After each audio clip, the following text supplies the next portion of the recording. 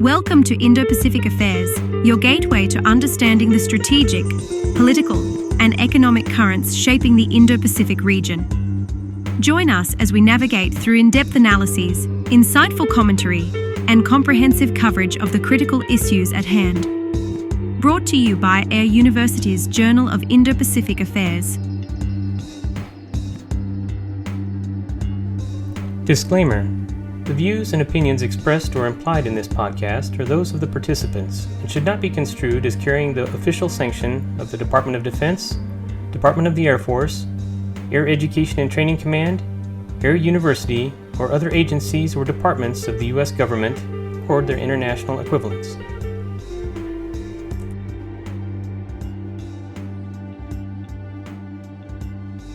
Dear listeners, it is both a privilege and an intellectual delight to reflect with you today upon a matter of profound importance to our shared future, the trajectory of the quadrilateral security dialogue and its implications for maritime security in the Indo-Pacific. Permit me to suggest, without hyperbole, that we are at a juncture of historic consequence, a moment where foresight, resolve, and an unwavering commitment to principles must anchor our strategies. As we consider this topic, it is fitting to invoke a principle central to statecraft. Strength invites partnership, while weakness invites provocation. This axiom will guide our exploration of the Quad's potential as the fulcrum of a rules-based order in a region marked by turbulence and ambition. President Trump's re-election in November 2024 and his forthcoming inauguration in January 2025 herald a new phase for U.S. policy in the Indo-Pacific. His administration has already demonstrated an unflinching commitment to recalibrating priorities to safeguard American interests and those of its allies. This era, far from being merely a continuation of past policy, promises an intensification of resolve and a rejuvenation of strategy, a recognition that America's leadership in the Indo-Pacific is not a luxury, but an imperative. First, in the domain of military engagement, the Trump administration's approach will be nothing short of audacious. The expansion of the Malabar exercises, already a symbol of Quad cooperation, will serve as both a practical enhancement of joint military capabilities and an unequivocal statement to adversaries. These exercises, integrating cutting-edge technologies and scenarios designed for high-stakes contingencies, will ensure that Quad forces can operate seamlessly in even the most challenging environments. The fortification of the U.S. Indo-Pacific Command, through increased basing rights, advanced weapon systems, and enhanced logistical support, will leave no doubt that America's strategic presence is enduring, robust, and unassailable. This military amplification is not merely performative but foundational. It communicates to revisionist powers that the Quad is prepared to defend the freedom of navigation, the sanctity of sovereign borders, and the integrity of international law. It reminds potential aggressors that their ambitions will meet a coalition united by resolve, capability, and an unshakable belief in the principles of a free and open Indo-Pacific. Second, economic statecraft under the Trump administration will acquire a sharper edge, wielded with the precision of a scalpel, but the impact of a broadsword. The Blue Dot Network, a potent counterbalance to Beijing's Belt and Road Initiative, will be invigorated as a beacon of transparency and sustainability. Infrastructure investments under this framework will not merely compete with, but outclass China's offerings, providing nations with alternatives that strengthen their sovereignty rather than subvert it.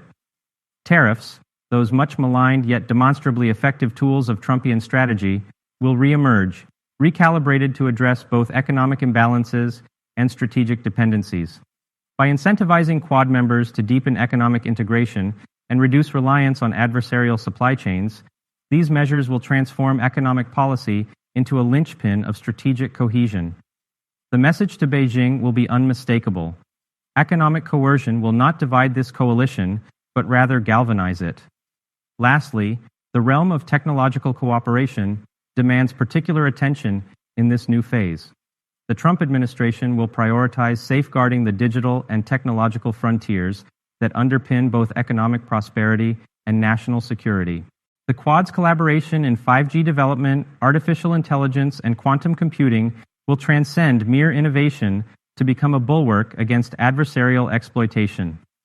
Imagine, if you will, a maritime infrastructure shielded by AI-driven threat detection systems, quantum encrypted communications, and resilient networks impervious to cyber attacks. Such advancements will not only fortify the digital ramparts of the Indo-Pacific, but also position the Quad as the vanguard of technological leadership. Adversaries contemplating cyber or hybrid aggression will find themselves confronting an alliance that is technologically superior, strategically aligned, and unyielding in its resolve. The Indo-Pacific, a vast theater of commerce and competition, faces a daunting array of threats. From gray zone tactics to hybrid warfare, adversaries have embraced strategies that exploit ambiguity, challenging traditional notions of deterrence and response. These are strategies born not of desperation, but of a calculated intent to blur the line between conflict and peace. They seek to sow discord where clarity once reigned, and exploit indecision where resolve is required. Consider, for instance, the proliferation of unmanned systems and advanced missile capabilities. These technologies have profoundly altered the calculus of maritime security. A single drone, operating under the guise of civilian activity, might disable a vessel or disrupt shipping lanes with plausible deniability. Similarly, hypersonic missiles, capable of evading traditional defenses, underscore the urgency of adapting to an evolving threatscape. This is not a hypothetical challenge, but a stark reality that demands vigilance. The Quad must rise to this occasion with equal measures of innovation and resolve. Enhancing maritime domain awareness through cutting-edge surveillance technologies, such as satellites and UAVs, is no longer optional. It is imperative. These systems must form a digital perimeter capable of detecting, analyzing, and neutralizing threats before they materialize. Anti-access area denial capabilities must likewise be developed to ensure that vital maritime routes remain secure, even in the face of concerted attempts to destabilize them. Robust joint exercises, designed to simulate complex, multi-domain conflicts, will further cement the Quad's operational unity and preparedness. But let us be clear, security is not merely a matter of military strength, it is also a question of strategic messaging. Here, the Quad's narrative must be clear, compelling, and unassailable. This is not a coalition forged to isolate or encircle any single nation. It is instead a partnership committed to the preservation of a free, open, and rules-based order, a vision of stability that benefits all who value peace and prosperity. To achieve this, the Quad must deepen its engagement with regional organizations like ASEAN, cultivating goodwill and fostering dialogues that build trust, even as they deter aggression. Extending olive branches need not come at the expense of building shields. The preservation of international norms and laws, particularly the United Nations Convention on the Law of the Sea, UNCLOS, is paramount. These laws form the bedrock of a rules-based maritime order, offering a framework that safeguards not merely the interests of powerful states, but the aspirations of smaller, vulnerable nations. Freedom of navigation operations, though derided by some as provocative, are nothing less than a steadfast affirmation of these principles. They assert, in word and deed, that the high seas are not the private domain of any single nation, but a shared resource for all of humanity. Illegal fishing and marine pollution, seemingly peripheral issues, must be addressed with vigor and decisiveness. These challenges, often exploited by malign actors to erode regional stability, represent not merely environmental or economic threats, but strategic vulnerabilities. A Quad-led initiative to monitor and mitigate these activities would underscore its moral authority, demonstrating that the coalition's vision extends beyond security to stewardship. Diplomacy, too, must play a central role. The Quad must not content itself with reactive measures, but instead seize the initiative through confidence-building measures and sustained, high-level dialogue. This entails engaging regional institutions and multilateral forums with a spirit of respect and partnership. ASEAN, for instance, must be courted as an essential collaborator, ensuring that its members see the Quad as a partner in prosperity rather than a provocateur. Strategic communication, the art of narrative, is indispensable in this endeavor. Public diplomacy, if wielded with the finesse it demands, can illuminate the Quad's objectives while exposing and discrediting adversarial propaganda.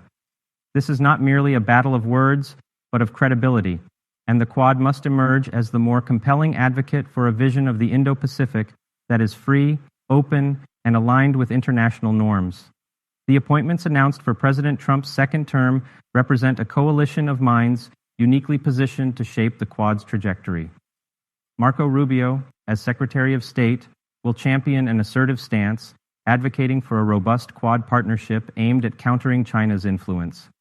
His efforts will center on bolstering military alliances and economic sanctions, embodying the America First policy with a global strategic edge. Pete Hegseth, as Secretary of Defense, will emphasize military readiness and traditional defense strategies. With a focus on increased defense spending and an aggressive posture in the Indo-Pacific, Hegseth will prioritize enhanced joint exercises and seamless military cooperation within the Quad framework. His leadership will ensure the United States' strategic superiority remains unchallenged. Mike Waltz, as National Security Advisor, will complement this strategy by reinforcing the U.S. military's presence in the region. Waltz will particularly focus on strengthening alliances, with India playing a pivotal role, while advancing military preparedness to address emerging threats. Tulsi Gabbard, as Director of National Intelligence, brings a nuanced perspective. While balancing assertiveness with strategic restraint, she will emphasize cooperation with Quad partners and counterterrorism initiatives, avoiding unnecessary military entanglements but remaining vigilant against evolving threats. Elise Stefanik, as United Nations Ambassador, will serve as the Quad's diplomatic envoy, advocating for multilateral cooperation to counteract Chinese aggression. Stefanik's focus on a free and open Indo-Pacific will be instrumental in rallying international support for the coalition's principles. Howard Lutnick, as Secretary of Commerce, and Peter Navarro, as Trade Advisor, will form the economic spearhead of this administration. Lutnick will advance the administration's tariff strategy, protecting American industries while reducing reliance on Chinese imports. Navarro, an advocate of economic decoupling, will push for stringent trade policies and strategic measures to curtail China's economic sway in the region. Jameson Greer, as Trade Representative, will complete this cadre with his expertise in trade negotiations, ensuring that U.S. industries are protected while fostering equitable trade practices across the Indo-Pacific. Together, these figures embody a philosophy of strength, adaptability, and an unyielding commitment to securing America's interests while safeguarding the values underpinning the Quad. Their combined efforts will ensure that the Quad not only survives, but thrives as the bedrock of Indo-Pacific stability. In summation, the future of the Quad and the Indo-Pacific's maritime security hinges not on the vagaries of circumstance, but on the deliberate and strategic choices we make today. The Quad, born of necessity and nurtured by shared principles, is poised to become the linchpin of regional stability. Yet this will require not only vision, but also vigilance, not only strength, but also subtlety. The stakes are immense, but so too is the promise of what can be achieved. The Indo-Pacific, a region that hosts the arteries of global commerce and a crucible of cultures, demands our unwavering attention and our most enlightened efforts. If the Quad stands resolute, fortified by enduring alliances and an unshakable commitment to the rule of law, it can shepherd the Indo-Pacific toward a future defined not by discord, but by cooperation, not by domination, but by freedom. Let us then proceed with eyes wide open and minds sharpened, prepared to navigate the complexities of an era where vigilance is not an option, but an obligation. The stakes are high, but the opportunity to preserve and promote a free and prosperous Indo-Pacific is one we cannot afford to squander. Let us seize this moment with the fortitude it demands, ensuring that the principles we uphold today endure as the legacy of tomorrow.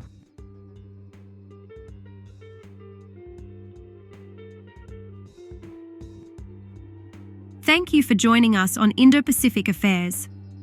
Stay connected with us for more in-depth analyses and thought-provoking discussions on the ever-evolving dynamics of the Indo-Pacific region.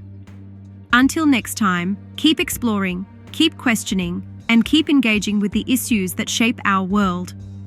This has been a production of Air University's Journal of Indo-Pacific Affairs.